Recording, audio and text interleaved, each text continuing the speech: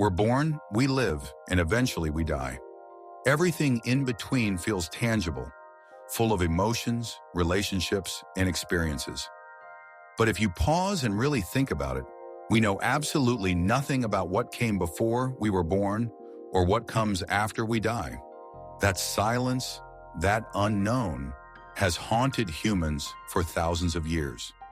It's what fuels the eternal question: what's the meaning of life? If we don't know where we came from, and we don't know where we're headed, how can we be sure that anything we do here, in the middle, really matters? This uncertainty about our origins and our destination is what gives rise to existential doubt. And once you begin questioning your place in the universe, you might find yourself facing one of the most powerful and unsettling ideas in all of philosophy: nihilism. Nihilism is the belief that life has no inherent meaning, that there is no grand purpose, no divine plan, no objective morality, just existence. At some point, almost everyone wrestles with nihilistic thoughts, maybe during a personal crisis, maybe in a quiet moment at night. That feeling of emptiness creeps in, a heavy sense that none of this really matters, that we're all just tiny, fragile creatures floating through a meaningless universe. This usually begins when we start to ask why. Why do I believe what I believe? Why do I follow certain rules? Why do I care about success, love, or legacy? And sometimes the more we dig, the less stable our answers become. It's like standing on what you thought was solid ground, only to realize it's sand slipping between your fingers.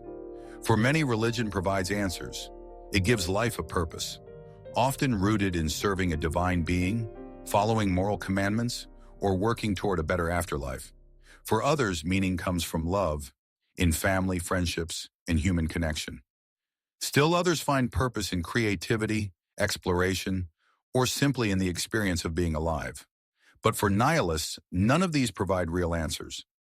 Love, morality, purpose, these are human inventions, not universal truths. Nihilism strips everything down to its bare bones. It says nothing matters, not because everything is bad, but because everything is neutral. There is no good, no evil, just existence.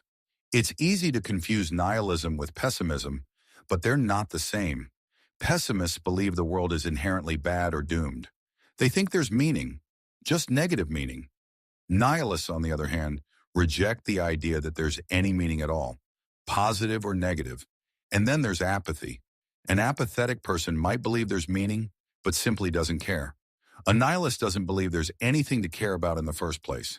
And while a cynic thinks people are driven only by selfish motives, even that assumes meaning exists. A nihilist sees that assumption as another illusion.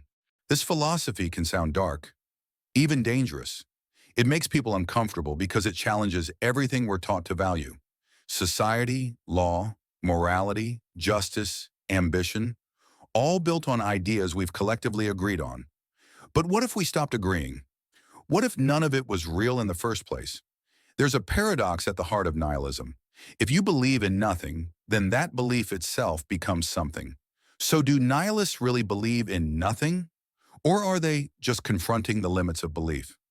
Friedrich Nietzsche, the German philosopher most closely associated with nihilism, wrestled with this dilemma. He famously said, "God is dead." But he didn't mean it literally.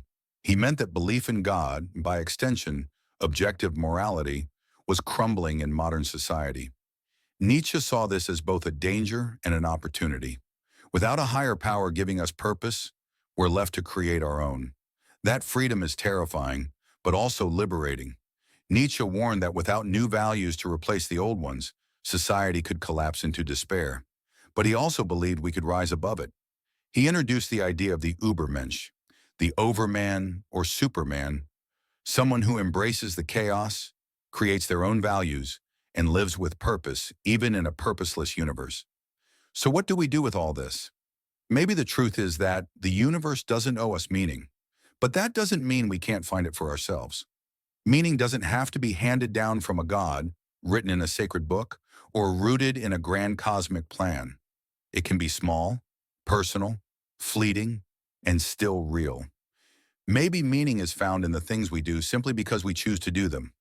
Loving someone, creating art, Helping a stranger, asking questions, exploring ideas, laughing with a friend. These things might not matter on a cosmic scale, but they matter to us, right here, right now. In the end, perhaps the answer isn't to fear nihilism, but to understand it, to look into the void, and instead of falling in, build a bridge across it. Because if nothing has meaning, then we're free to make our own. And maybe, just maybe, that's where the beauty of life really lies.